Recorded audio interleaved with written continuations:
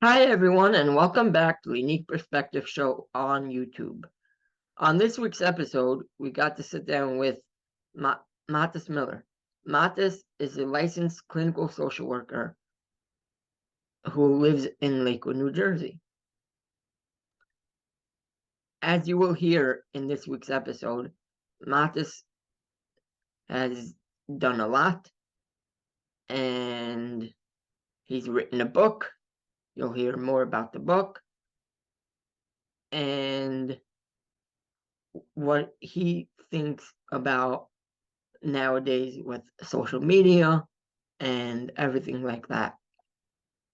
This week's episode is in memory of my dear friend Raphy Strauss, Raphael, Yaakov, Yisroel, Ben Ron.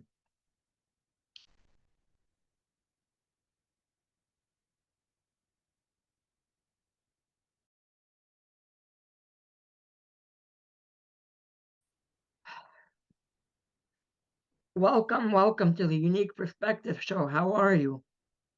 I'm wonderful, Yisroel. I'm so glad to be here. Thank you for jumping on. I know we went back and forth, but Baruch Hashem, we're all here. So let's jump right in. Where did you grow up, Matis? So I grew up in Far Rockaway, New York. Okay. That's really where I spent most of my upbringing. I went to yeshiva there. I went to yeshiva Far Rockaway. That's still considered, my yeshiva in many ways, and my Raphael, so I'm still very much connected. And really, even when I got married, I actually lived there for a year or so prior to moving. Yeah. So you went to Yeshiva Far Rockaway from elementary school all the way through, or where did you go for elementary? I elementary school, I went to South Shore Yeshiva, which is on Long Island. It's in Hewlett, New York. My father was very close. He actually passed away a couple of years ago.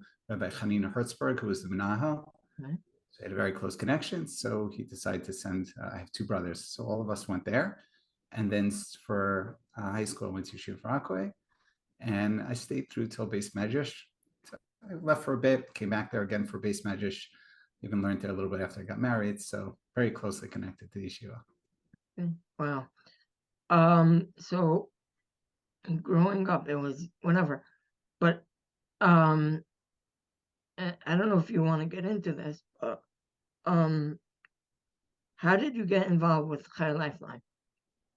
Yeah, no, I'm willing. I don't really talk about it like publicly per se, but Yehudale, we have a very special connection going many years, and it's nothing to hide, Right? But it's certainly something I'm willing to share. So at age 17, I think right after I turned 17, I was diagnosed with Hodgkin's lymphoma. Wow. And at that time, I was sick for about a year, chemo, radiation, and Chai Lifeline was involved, just anything they could do to help the family. Remember one time I was really sick and they said, could we send Avram Fried over? And I think I was too sick at the time, but this is going back many years ago. And some involvement in the hospitals, obviously they had their staff. And then when it came to the summertime, I was a regular yeshiva boy. I had my friends in 11th grade. A lot of my Rebbe actually in 11th grade went up to Avram Chaim Heller at the time. I don't think it's existent anymore. Okay. That was like a teen camp. And they invited me to come up there with them. And Chai Lifeline was like pushing Camp Simcha. Okay. And I wasn't so interested. My parents weren't particularly interested. I even actually went up for, I think, a week or two to the first part of the summer to Camp Heller. And they were, I don't remember exactly who it was at the time. Maybe Zahava Farbman, I don't remember. It was unrelenting. And I said, okay, I'll give this a shot. And it changed my life in many ways. So that was at 17. Baruch Hashem, you got over it, but then you came back as staff or something, right? Yeah. So the first year, I was there as a camper. And then the next year, I already was transitioning to sort of a Okay. staff, and then continued for about, I think in total, around 7 years, and getting very involved in Chai Life Fund as well, at the different events and retreats and things like that. I remember one thing. In the infirmary, we always called Matis Millers at Sadekas. How did that song come to be? I have no idea, you thought. Maybe it was you. It was not me. It definitely wasn't me. It was interesting. So that was the job. Yeah, I had a really close connection with Rachel Katz, who was the head nurse Okay. at the time. Was she And your head nurse when you were in camp? yes, yeah, she was the head nurse when I was in camp. And I don't know how it happened. Like maybe she suggested it, or it just came up, and it sort of became like my place. And in a way, I loved it because I didn't have like one camper that I got to interact with. I got to interact with everybody and connect to Right. everybody. And you know, I enjoyed the atmosphere, and I didn't have a lot of responsibilities there. So I really became connected to many of the other campers and staff. And I don't know where that started. You know, I don't know if it started with Tzaddik and then became a Tzaddikus. By the way, just so you know, after that, I'm not a Tzaddik or a Tzaddikus anymore. You know, once I left camp, you know, I'm just regular Matis. No, Most of us, you know, we grow into a tzaddik. I like started at tzaddik, and then, you know, 100%. but I'm not sure. But it was interesting. It became this whole thing, this whole chant. You know, as you remember, you were part of it too, I would imagine, right? I was not part of the making of the chant. No. I was singing the chant a lot, but Yeah. so after that, what did you do during the year, and what made you go to school to become what you have become today? Yeah. No, that's an excellent question. And you know, a lot of people say, you know, you go through your experience, and because of your experience, you want to help people and things like that. So it was interesting for me. I don't think I was thinking about this field prior, but what I think I didn't notice is that through that experience, that I have certain, you know, kochos, capability, the ability to connect, to speak to people. I mean, we became friends. There were so many of the other campers and staff, and really, you know, just being with people during a time of pain. So it wasn't so much like, oh, I wanted to give back. It was more like, wait, maybe this is something that I have a strength. Maybe it's something I can do to give to other people. So I was sitting and learning yeshiva, but it obviously floated in my head.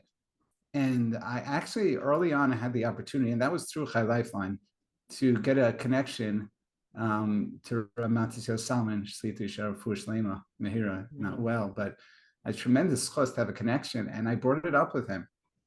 And I was shocked, but he pretty much said, you know, you've come from this, and now it's your time to. I brought the Rash by Moshe Rabbeinu, you know, that Moshe means to draw out, and that became his tafkid. And at a young age, I'm being told by a gadol, like, this is a tafkid of yours, and that was pretty powerful. So I continued in yeshiva, and I was able to get a BTL, and then I went off to school. It's interesting during that time, I'm thinking like, oh, I'm going to be involved with High Lifeline, and I'm going to continue this, but you know, Hashem knows your path. So my path, you know, went to a different area in the field. So now, Baruch Hashem, you're married, you're doing this thing. What do you exactly do in the field of social work? Yeah, so I primarily do clinical work. And early on in my career, I became interested in more evidence-based practice, like cognitive behavioral therapy, and later trained in dialectical behavioral therapy, as well as schema therapy and other modalities.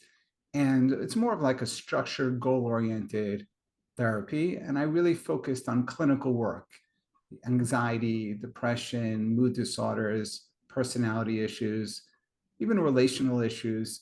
So that was really a specialty. And I went through a lot of training and certification in all those areas. And then after a number of years, I actually built a practice based on this, a lot of the methodology and perspectives. And I built a group private practice, the Center for Cognitive Behavioral Therapy of New Jersey. We have about 7 clinicians in our group private practice now. From there, I started teaching and lecturing and supervising and doing things like that. And then just different projects and different things that I've gotten interested in along the way. So most recently, a couple of years ago, I actually thought it would be very beneficial to write a parenting book for parents who are struggling with emotionally sensitive children based on DBT, dialectical behavioral therapy, which was published through New Harbinger publisher. So that was a journey. That process took a few years. So now I have my practice and I do individual work. I also do a lot of one-time consultations. People come from all over just in terms of guidance and what path they should take. And lastly, I'm actually in the process of hopefully in a few months opening an intensive outpatient partial hospital program in Lakewood for people who are struggling with emotional difficulties. And I believe it's going to be the first culturally sensitive IOP PHP program in the area. Wow. I just want to jump in. I think, if I'm not mistaken, when I have a sister, Pussy, that went to social work school. I think you guided her or you did something with her when she was during her school years, if I'm not mistaken. Yes, you're not mistaken. She was really great. I did some teaching and supervising in LCSW, which is a local clinic in Lakewood, a rather large clinic. And I think they have much more staff, but at the time, this was a number of years back, there were, 30, 40 clinicians. And I used to come once a week and do some training and teaching and also do some supervising. So your sister was part of that cohort. So we had the opportunity to interact and she really appreciated my work and we had that connection. Yeah. We didn't talk too much about our connection, but we had that connection. So immediately she comes over to me and says, my brother is, I'm like, okay, I'm ready. Anything I can help you with, I'm here. Yeah. And I appreciate that because, now I'm in the field, about 20 years, having the opportunity to not only help people, but to help people who help people is really special. It's like, it's, you can spread. And so, but I'm sure your sister's doing great stuff. I've no doubt. I'm sure. I don't know, but I'm sure. But so this hospital type, what does it take to get it off the ground?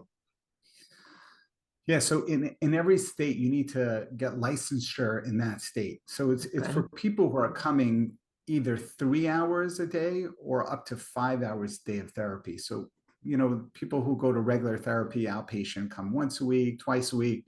This is for people who need more intensive. And it's only usually people are there from maybe 6 weeks, sometimes to 3 months. It's a very short term. But you need to get licensed from the state in order to provide that service. And it's a pretty rigorous process because they need to, vet you and see your policies and procedures in the facility. And, so we're still, and then there's sort of a waiting line and then they come down and they have different marking crosswalks along the way. So, we're at the point where we're almost ready for licensure. We, like everything, we had a facility and that lease fell apart and we're actually about to, hopefully today or tomorrow, actually, finish up our lease on the new space. And then it's, you have to get the staffing and develop the programming and you have to find the proper software and this, and the administrative staff and build a team. So yeah, it's a process. And even just getting licensure can take, anywhere from 7 months to 1.5 years. Wow. Does it have to be like any specific hospital or it's its own thing? Yeah, it's not like partial hospital is just a term they use for the full day program. It's like, because you're not actually sleeping there, and it's not, and yes, you have a psychiatrist on staff to manage meds, or a nurse practitioner. But no, it's really, you can take a space, we're taking to start our program, about 5,000 square feet of space in a wow. medical building. And there are certain requirements in terms of the space, in terms of the programming. But yeah, you can really develop it on your own, as long as it doesn't have to be affiliated with any specific hospital. What actually made you decide to move to Lakewood, That's a of all places? That's a great question. And that's a little bit connected to you, actually. A little bit connected. So I was actually, I started out in Far Rockaway when I got married. And then about a year and a half in, my wife was from out of town, from St. Louis, Missouri, really out of Wow. town. Okay. Yeah. And just Far Rockaway wasn't working. She wanted to get her degree. At that point, I finished my degree. I wanted to maybe go to out of town Kollel, and was looking around, see if there are options. There weren't so many great options in the end. And we had some connection. We knew people in Waterbury, Connecticut. And we decided to move out there. And my wife was going to go to a good Catholic OT school. Wow. So we moved to Connecticut, and we were there probably like 3.5 years. Oh, wow. And yeah, and we were really happy. I mean, overall, we liked the community. It was a warm community, a small community. It was close enough that I could visit home, and family. At the same time, I was working mostly within the secular world for about 3.5 years. I worked in residential, I worked in outpatient, some different jobs, and I really wanted to work with the cloud. I wanted to work with the front people. I mean, that's really why I went into the field, and I thought it was time. Right. So I was looking into different communities, and my sister and brother-in-law were newlywed and living in Lakewood in an apartment, and I believe on the block of one of your brothers. Oh, because your sister is married to my brother's brother-in-law. Your sister is married to your brother's brother-in-law, exactly. Meaning your sister. Yes, my Yeah. sister Kaisar is married to Mori Yeah. Fried, and Right. your brother married His sister. his sister, right? So there's our connection, right? Yeah. So we went there for Shabbos, and we're in this small base. This is going back, I think it's now 15 years. I think so. And they said, come to Lakewood, I'm like, Lakewood? I don't know. I didn't learn at BMG. First of all, Lakewood is not what it is today, that's for sure. But I just didn't know if that was the right place for me. But they got this bug in my head, like move to Lakewood, and like research. It was funny. I was recently reminded, I don't know if you know, Shalom Stein, Sam Stein. He's popular. He's an Askin in Lakewood. He's a big Baltztaka. And I knew him from Far Rockaway. I'm like, that's the only person like I really knew well in Lakewood. I remember calling him like, is there like regular people like, well, so like Lakewood, was mostly yeshiva community. So he said, no, yeah, come. At that point, I actually went to Mashgiach and asked him if I should come, and Rav Matzio said, yes, I should come. He actually invited me for Shabbos that week. And unfortunately, I actually had an emergency gallbladder surgery that week. Wow. So I wasn't able to come. But there were a handful of therapists here, like really a handful. Some of them aren't even living here now or working here anymore. I mean, there was like Shimon Russell and, who moved to Eretz Yisrael, and the LCSW was around, and that I got involved with them. Chemed was just opening up then. But there were really maybe a handful of therapists here, certainly, male therapists. And now there are hundreds. Wow. I don't know, maybe thousands of therapists here. And we made the move. We rented for the first year. It wasn't easy on my wife, that's for sure. It was definitely a change. Coming from St. Louis to Waterbury to Lakewood, right? To Lakewood. And it was interesting, but then she got used to it. I think in the last 2 years, she's back to not used to it anymore, because like post-COVID, Lakewood became Borough Park, practically. But that's how I ended up here. And you know, I've been here a long time and I've worked with many people and I had an opportunity to build my practice and be part of the community. And Baruch Hashem, I'm really, really grateful. And I actually remember I even got an opportunity to be at your CM in Lakewood.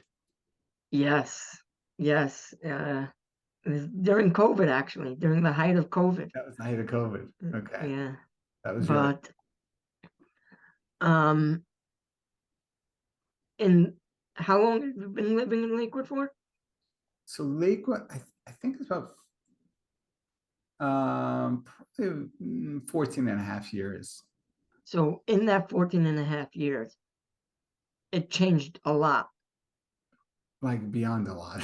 I don't know if a lot describes it. I guess a lot just I guess it doesn't describe it, but what was the biggest thing you've seen change in Lakewood in that amount of years, as meaning to the social work world? Yeah, I guess if I say simplistically, I think just because the astounding growth and the need for mental health services has just grown astronomically. Like there's just such a need because there are so many more children and so many more families and adults and even elderly that have moved here over the last few years. So before there was a need somewhat, and obviously, you know, there is some research. We know that post-COVID, there was an increase in uptick in anxiety and other struggles. But I would say, you know, and obviously diverse population. You know, we talked about in the onset, it was, I'm not saying that, of course, there was people working and there was the yeshiva community, but now you really have, you know, the Hasidic community that has moved in and all different types of, you know, whether it's Vishnitz or Bells or Satmar, and you know that's been very significant. I mean, even down my block, I very infrequently you would see someone with a Strymel or a Spadek, and it's infrequently you see someone with a down hat. You know, Wow. yeah, in my area at least. You know, that's exaggerating a bit, but there's been huge change in population, and as a result, you know, even need for Yiddish speaking. And so I think that's been, and it's just hard to meet that need. And the level of crisis, it's like the infrastructure, you know, you talk about every community grows in Lakewood, they talk about they need to figure out the roads and the traffic. And we also figure out how to provide better prevention and intervention and effective, helpful therapeutic services for the needs of our community. So I think that was just big. And we see different, I don't know if it's different problems, but a lot more just, and I don't know if it's a lot more because people say, well, today there's a lot more problems. I don't know. I didn't live 100 years ago, so I can't tell you whether it was more or less. It's definitely been a change also in more being far more acceptable. The stigma is much less. I remember when I first worked in LCSC, it's like if any client walked in the door, like everyone was like running and scattering to make sure every door was closed so no one should see them. Wow. You know, and now all our clinics have waiting areas, like everyone sits together. Like it's more, Wow. I'm not saying there's still not this stigma, but there's Right. definitely been a change. It's talked about in the schools. The schools work very closely with therapists. So we've definitely made progress in that area. Wow. You touched upon it, and I want to bring it up. Post-COVID, why do you think there's a lot of issues post-COVID?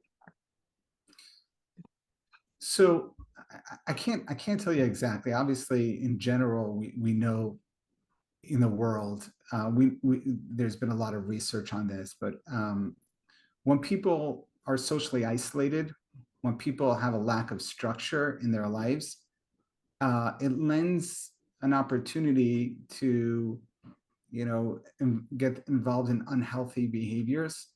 And I think there was certainly an increase in things like, you know, addiction and technology and just a lot of, you know, even for the young children having a lot more time on their hands without the academic structure to their day.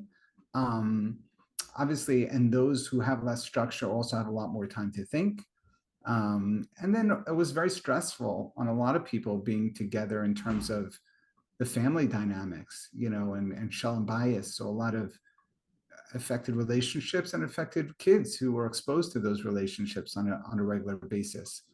Affect their ability to transition back and be successful. Like, the phone didn't work for those, or Zoom for those who have, learning issues or ADHD, and they fell behind and they came back, and it was hard to get motivated, and they were used to sort of doing their own thing.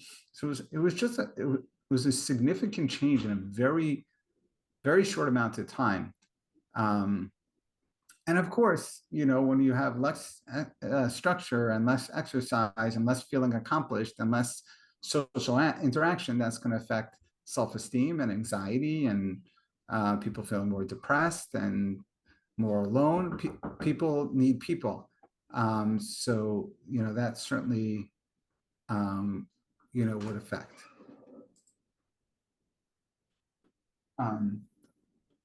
Yeah, can we pause it for a second? Is that possible? Yeah. Okay. You could jump back. So getting back, how do we stop the addiction of everything and make it less known for mental health issues? Addiction is a very, very serious problem. And obviously we're seeing it a lot more. There's a lot more education. There's a lot more openness and willingness to talk about it in our communities. And I think that awareness, some organizations have done a wonderful job, like Amudim and other such organizations to help people become more aware. And I think part of that is really understanding where it starts from. And obviously, a lot of people are using addiction to numb their emotional pain and their difficulties. And we know that certain personalities or people who have certain traumatic experiences turn towards other substances to numb or escape their emotional pain. I think also things that like access, are a big problem as well, and people, it's talked about enough, but when you're in shul and there are kiddushim and there's alcohol flowing, or there's simchas and there's alcohol flowing, and the next generation is seeing this, and I think, listen, it's not black and white, and obviously you can't say, okay, let's just get rid of all, ban all alcohol. Right. I think people, we need to continue to educate, and I think the leaders of our community have to take a stance. And when I say the leaders, I mean the Rabbanim and the Rosh Yeshivas really have to, understand the impact. And the other is that really an avenue where people can go for help, and that's what makes difficult as well, is that even if someone becomes, addicted to their phone and content, and again, I know we've done a better job of giving hotlines, and there are organizations out there making aware that, whether it's guard your eyes and where you can get help. But I think educating rabbeim and teachers and mechanchim, and really helping them understand what are the signs, and be knowing what to ask, because I think if we can address it as a young age, I think it could prevent. And a lot of times it's not identifying those who need help and getting them the help early on. Once an addiction takes its life of its own, that's a whole different ballgame. If we can get more prevention and early intervention, and because a lot of it does come from mental health issues, right? If we can get early on, and also being, again, aware of access, and what our children, our teenagers start to see in our environment, it does affect them, and addiction runs in families. How do we teach the Rabbanim, the Mechanchim, and all of them? How do we teach them about it? So again, I give a lot of credit to the klal. I think we've come away. I mean, you have, whether it's Torah Masorah or Aguda, I think in more depends where. I think the modern Orthodox world is a little bit more aware and learning it on these topics. I Right. think we're a little bit behind them in the more of the Haredi right world. But there's definitely a movement where there are workshops and gatherings, and where, to teach and educate the school personnel and the Rabbanim and the Reshivas. Not all of them are jumping at those opportunities. So I Right. think a lot of opportunities are there. There's a wealth of information, and we can give that over. But a lot of them are still hesitant. They're not ready. They're in denial. They don't think it's a big issue. And then they're stuck in the issue, and then they're looking for help, Right. because they have one of their mispalim, or they're seeing kids in their environment. So I think it's to continue to use the organizations of the klal as an opportunity to educate again, where we were 10 years ago now is worlds. And as I mentioned, some of them, and I'm probably missing many of the organizations, whether it's Amudim has done a wonderful job, but even Agoda and Torah Masorah have certainly made different groups that are focusing on the needs of the schools and the teachers and the Rabbanim about communicating these issues. Do we have to do more? Sure, but I think we're definitely heading in that direction. I just wish more people would jump on these opportunities. More, that people are overwhelmed. People are busy in life. They have their own families, their own jobs. They're trying to make a parnasa. It's a very quick world out there. They get home at night. People need downtime. People need their own outlets. People have their own, personal goals. And the Rabbanim are overwhelmed as it is. So you tell them, oh, okay, we're gonna come to a lecture on a series about addiction and identifying addiction and red flags of addiction, and how to get some of the right help. And it's it's difficult.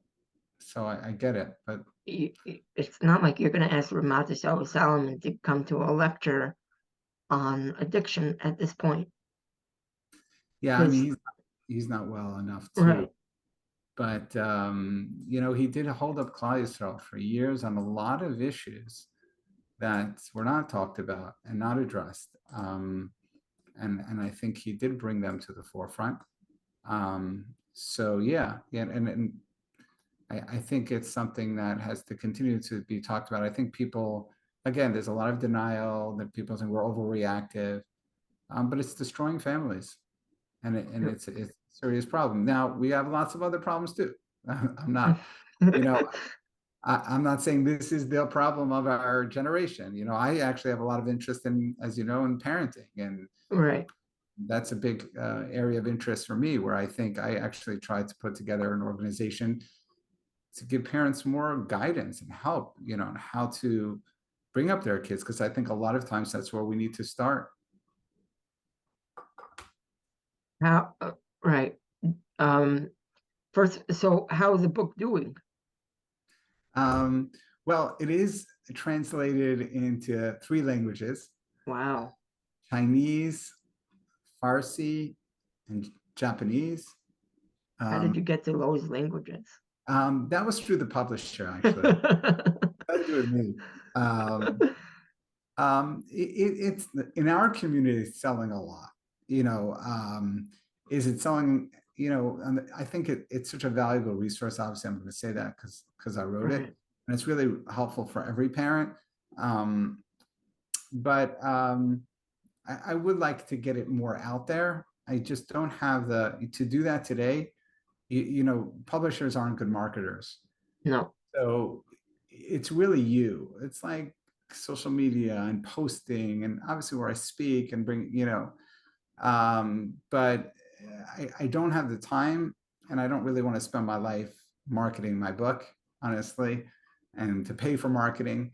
But it's definitely amazing feedback. It's a real, I could say here, it's a real avoda. It's a lot of work to get through the book. It's a very easy read. People say it's a very enjoyable read, but it's really looking at yourself and becoming more aware of your own emotions, your own reactions, using a lot of different skills and strategies to change the way you're interacting with your family and yourself. It takes a lot of work to do that. So on the one hand, it's being successful. On the other hand, like anything you put out there, I'd love to see it even more. But I'm thankful to Hashem that I even have the opportunity. And I always remind myself, like, every person who it helps and reads it or has some insight, or that's huge. One person is so significant. So how big is the book? The book is about 250 pages. Here it is, Uncontrollable Child. It is about 200 pages, excuse me. I should know that off the top of my head, right? It's been a while since I looked at it. You have a word count.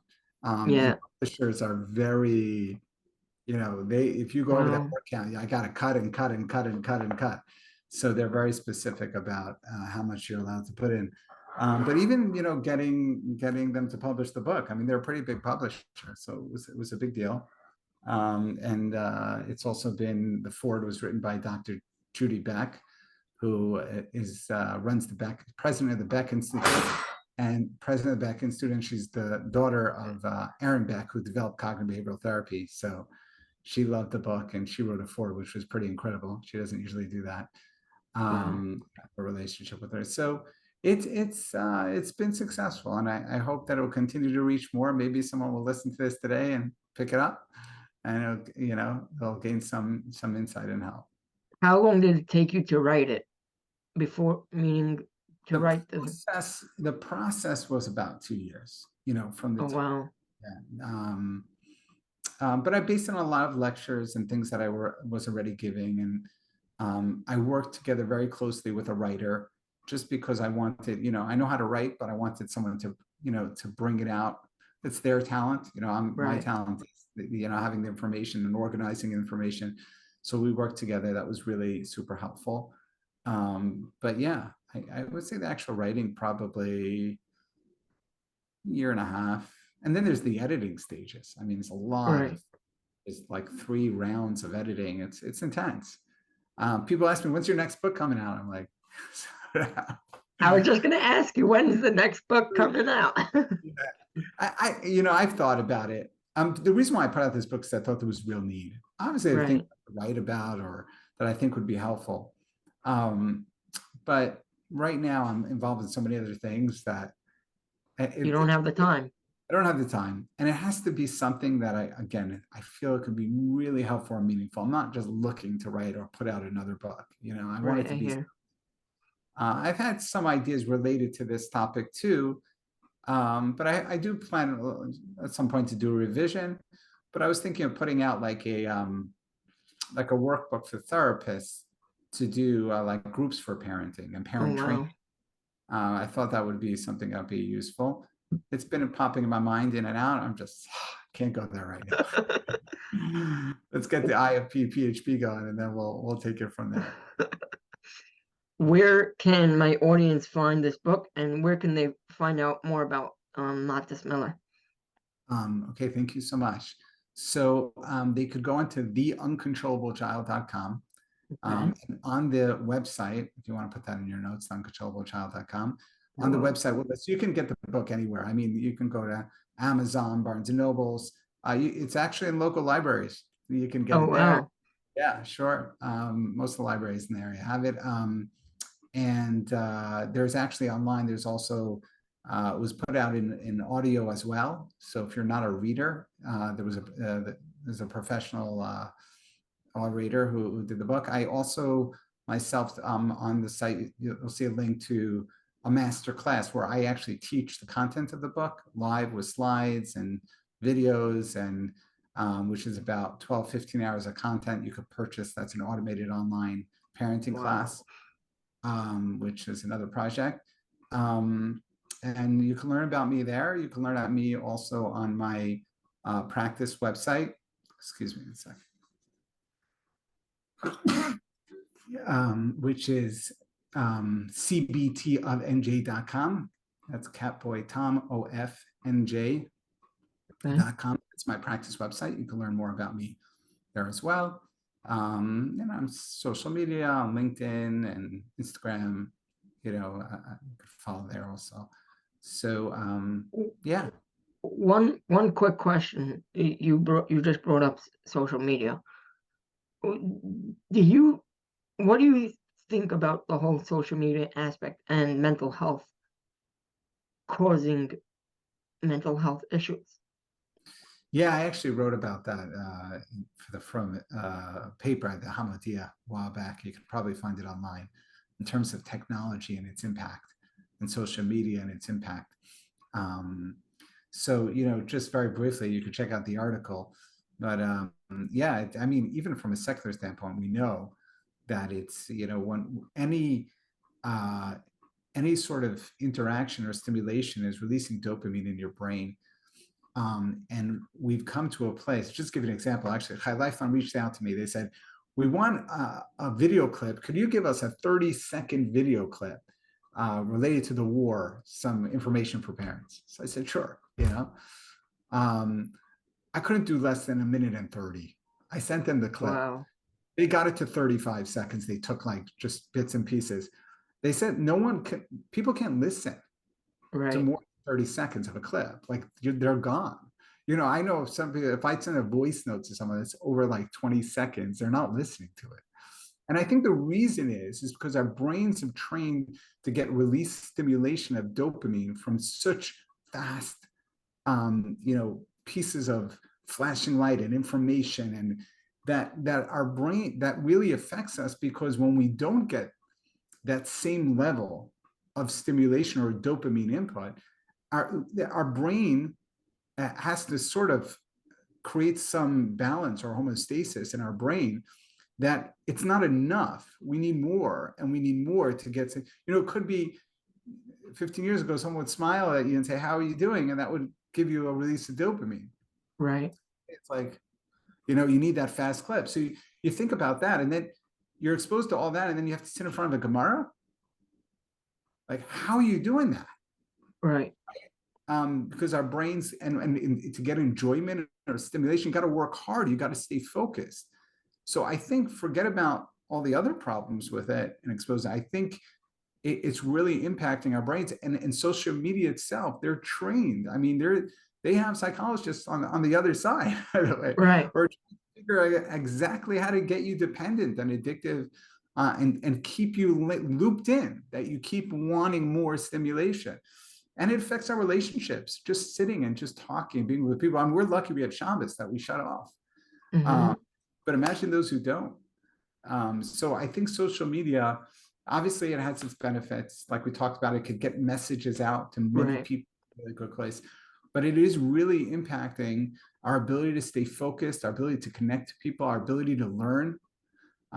So there are concerns out there, that's for sure. Do you see a lot of patients that come in because of this social media aspect? I don't think people come in because of social media, but I think they're turning to social media as a way of detachment, dissociation, disconnection, to give them. There are people who live on social media because they can't, that's the only way they can have, like, they can live in this fake world of social interaction while they're so isolated and alone. And I think they're using it as a maladaptive, unhealthy way of coping, which leads to dependence, addiction, and then doesn't allow them to work hard to improve their lives, because they could sit on their phone and binge watch and do all these things, which decreases motivation, leads to depression. They feel, less energy, which is impacting their ability to move on. So I think people are struggling, have something very accessible that's not bad per se. It's not, alcohol, it's not heroin. But it's yeah, I do see a lot of people struggle. Wow. Matis, thank you so much. I know I took so much time out of your busy schedule, but Wow, a wealth of knowledge here. Thank you so much, Yisroel. I have to say, for me, it was really special. I know we didn't talk about our relationship so much, going all the way back to those times in Camp Simcha, and I could still picture you as a little boy. Now I wasn't such a big boy, but I was a bit older than You were definitely taller than me, much taller. definitely. But I just got to watch you on your journey, and things weren't always easy for you. And you were an inspiration. You still are an inspiration, and you definitely brought a lot of joy to a lot of people, and you still do. With your infectious smile and your insight and despite your struggles, your love for life. So we had good times together. We had good times, and it was. We definitely had amazing times, and it's been a long time since we saw each other. Really, it's been like 3 years. We should really get to see each other once, but we're both busy, and I guess that's a good thing. But yeah, you do amazing work for the Klal, and that's really what this is all about, bringing people on who do so much for the Klal and do amazing stuff for the Klal, and they're unique, and that I think you personify unique. Thank you so much, Yisroel. So you owe me one. Got to see each other soon. Yes, definitely. Okay, sounds good. All right. Shkoyach. Okay, bye-bye. Bye-bye. Wow, what an amazing episode it was. Matis is an amazing, amazing individual with so much to offer to the Klal. And wow, what a wealth of information he gave. Wow, just wow. Anyway, please stay tuned for the next couple episodes. We're coming back. The Unique Perspective Show is back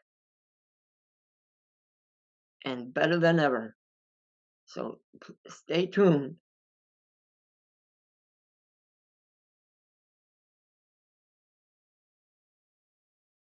Thanks for watching this week's episode of the Unique Perspective Show.